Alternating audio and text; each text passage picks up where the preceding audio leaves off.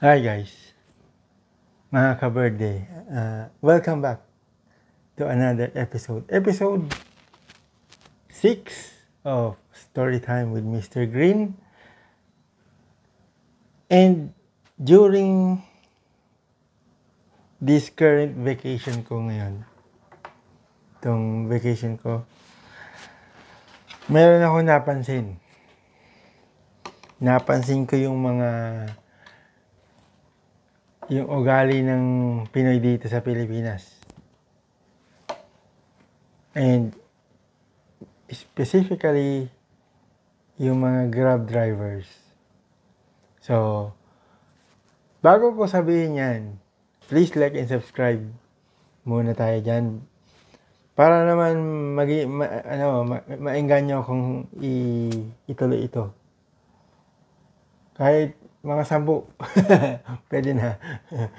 Okay, so, ayun. So, welcome back. Storytime with Mr. Green, episode 6. Andito pa rin tayo sa Pilipinas at ang init. Okay lang yan. Anyways, ayun. Kasi, dito sa Pilipinas, yung napansin ko meron akong nalaman na nung kasing before mag-pandemic, and then nag-start ako magpunta dito. Natutunan ko mag-Grab. Okay. So, siguro nasanay na lang ako talaga na yung mismong app makikita niya yung precise location mo. Di ba? Pwede, naman yan, di ba? Tinatanong yan, do you want Grab application share your location? Tapos may option ka, only while using the app, or allow every time, or no. Ganun. So, kailangan mo kasi ng i-locate ka nung app dahil kailangan yun ng driver. Sige. So, ang option ko lagi dyan, while using the app. Para kung isarado ko man yung app, hindi ka malolocate. Ganon. So ngayon, kaya ako sinabi yan, ito yan. One time, nung last Thursday, nagpunta ako ng Cavite. Binisita ko ulit yung aking kaibigan doon. And, So, nag-book ako ng hapon. Mga alauna yun 1 p.m. ng hapon. 1 p.m. Yun, 1 p.m. So, ayan na, nag-Grab na. And, yung nag-pick up sa akin, mabait naman. Medyo nagkapag-chat kami ng konti. And, kasi nasa likod ako umupo. So, mabilis naman yung takbo nung traffic. Hindi naman kami masyado na traffic. Merong konting traffic pero hindi naman masyado. Which is very good kasi dumating ako doon ng mga 3:30, ganun. So, hindi masyadong mahaba yung namin. So, yun. And then, ito na. Nung papunta na kami, nung malapit na kami dun kasi ang sinabi kong location na pupuntahan namin is yung building, yung office building nung kaibigan ko. Hindi dun sa bahay. Ang fault ko, hindi ko na i-pinpoint kaagad. Akala ko kasi mapipinpoint nung pagka nilagay mo lang pagka kinopy-paste mo yung address, mapipinpoint agad nung Grab hindi pala. So, that's my fault. Yun ang fault ko, ha. Hindi ko na i-pinpoint. Kasi pwede naman yata eh. Pwede yata. Hindi ko alam. Yun nga, kasi nga ang Grab, meron dito sa Pilipinas. Pero sa Canada, walang Grab. Meron Uber. Ang Uber, mas precise sa ganun sitwasyon. Anyways, ito na. So, patating na kami doon sa location. At ang sinabi nung driver, sir, ito na po yung building. Sabi ko, parang hindi ito yung building eh. Para kami nagsagutan. Nagsagutan kami ha. Sabi ko, hindi ito yung building, diretso mo pa. Ay sir, sabi niya, sir, kasi pinababalik na ako ng Grab. Kasi nakamonitor daw. Nakamonitor, sabi niya. Nakamonitor po kasi yung Grab eh. So, sige na. Kasi hindi ito yung building. Alam ko yung building. I will remember yung building kung makita ko. So, sinabi ko na, sige sir. Umagri siya. So, nung malapit na kami, sinabi ko, ayun na yun. Medyo nag-delay pa kasi kami kasi finigure out namin eh. Sinabi niya pa sa akin na tinry ko munang i-change yung location nung destination. Tapos,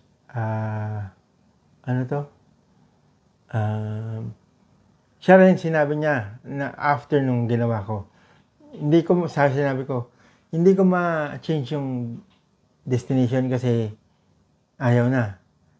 Ayaw na akong i-allow nung Grab. So, ayun na nga. Sige sir, sabi niya, sige sir, diretso na lang natin. Sige, diretso mo kasi nandun yun eh. Dun pa, 7 kilometers pa eh. Sige na. Okay. Sige, so nag-agree siya. Dumating na kami. Sabi niya kasi, kaya nga, bigla siyang humirit. May hinirit siya eh. Ito yung nakakainis. Yung sinabi niya na, kaya nga next time, gumano siya, ito, kaya nga next time, i-pinpoint yung location. Gumano. Tapos parang parang siyang passive comment na hindi mo maintindihan na parang sasabi na kailangan mo matutong gumamit ng Grab ng maayos para sa amin mga driver. Ganun ang pagkakaintindi ko. So, yun nga, well, it's my fault. Kasi hindi ko talaga na-precise yung location. And, ano lang yun eh,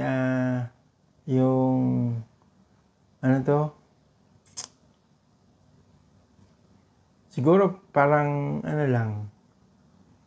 mannerism. Hindi mannerism ang word eh. Anyways, parang nasanay lang talaga ako na, kasi dati, na-precise niya yung location dito sa Pilipinas. Nung before na mga uwi ko, and nag-use ako ng Grab, precise siya. And so, I will keep in mind na i-precise yung location nung ayun.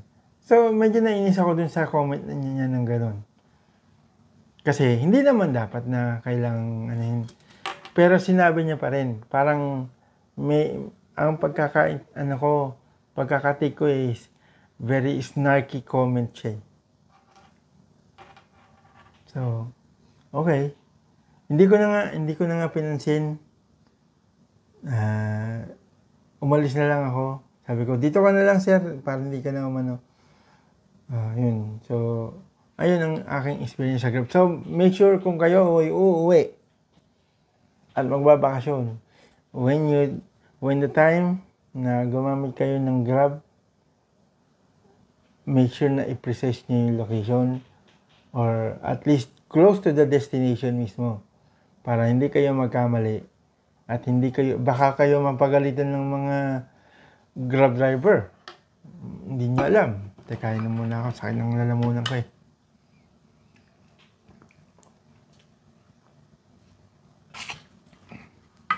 Ayun. At, ito ba? Another one. Yung kaibigan ko sa Cavite, may na-meet sila. Kumakain sila eh. Kinuwento sa akin. Kwento sa akin to. Na-meet nila. May na-meet sila matanda. And yung matanda is around 60, 70 years old. If I'm not sure Pero mga ganong age kasi. And ang ginawa nung matanda, namamalimos. Sabi niya, "Sir, ma'am, pwede bang, ano bang hinihingi? Makahingi ng pera eh. Ang hinihingi. Alam niyo ba, side note, maraming ganito dito sa Pilipinas, yung mga matatanda na umiikot at nangihingi. At ang dami nilang nakukuha na limos, mga 20-20. Ayun, balik tayo. So, nanghihingi siya, nagtry siyang humingi. So, ang ginawa nila, binigyan na lang nila ng pagkain. And pinakain nila. So, bakit ang galawan ko? Pinakain nila. So, next time, sinabi nila. And then, kinausap nila. Kinabukasan yata ulit. Something like that. Hindi ako sure. Pero, na-meet nila ulit yung matanda. Another time. Bumalik. Parang same location yata. Same location, parang sa mall. Sa mall yun eh. Yan. Sa mall ulit. Hindi nakita nila. So, ngayon, that time, nung nakita nila, kasama ako. Kumakain kami sa SM. So, kinausap nila. Sinabi nila, Nay, kung gusto niyo ho,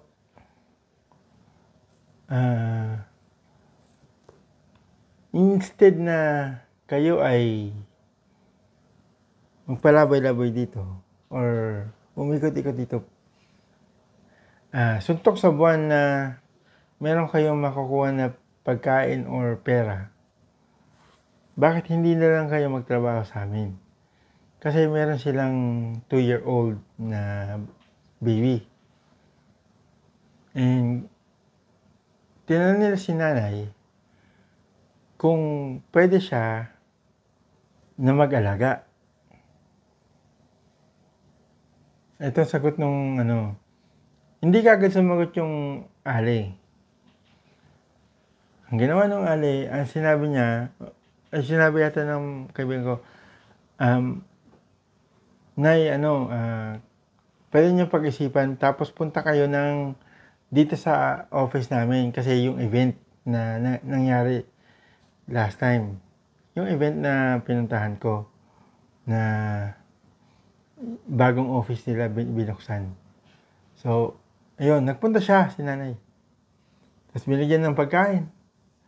Pero, ang sinabi sa kanila sa kaibigan ko, hindi siya pwede kasi meron siyang anak na inaalagaan sa umaga. Ang sabi niya sa hapon, pero ito ang sitwasyon kasi, maghapon lang sila magtatrabaho eh. Umaga, hapon. Kung hapon ka pupunta, ano pa makikita mo, pauwi na rin yun. Parang on the high and then on the low, right? ika nga, ika nga, the early bird gets the worm, right? So, kung maaga, marami kang makukuha. Ganun. Anyways, ayun. And then, so, humindi.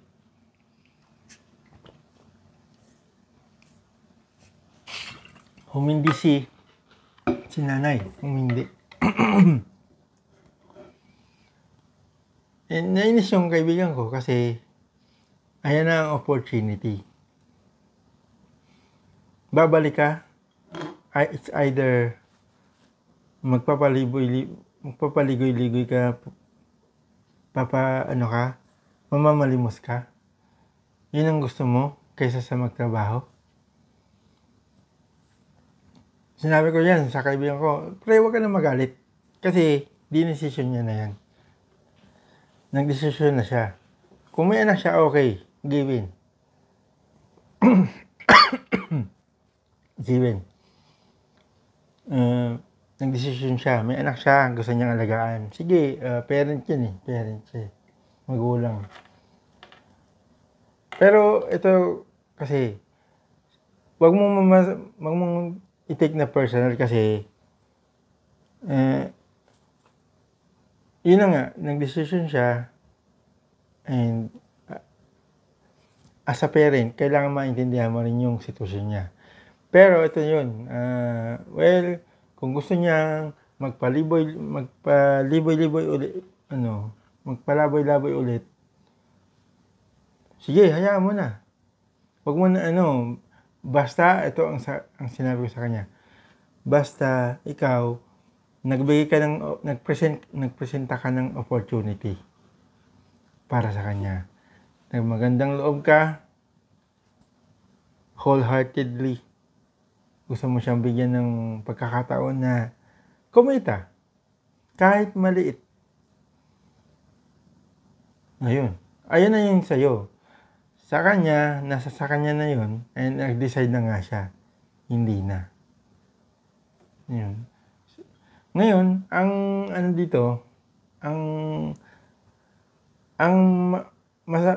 hindi maganda dito kasi is yung mga nanay na ganong mga edad, nagpapalaboy-laboy.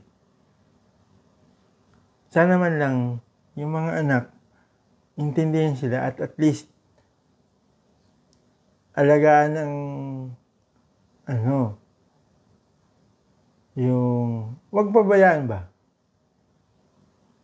Di ba? I mean, ayoko mangyari yun kung kanino man. Ano ba nangyari na dati? Well, ito kasi iba na yung standard ngayon.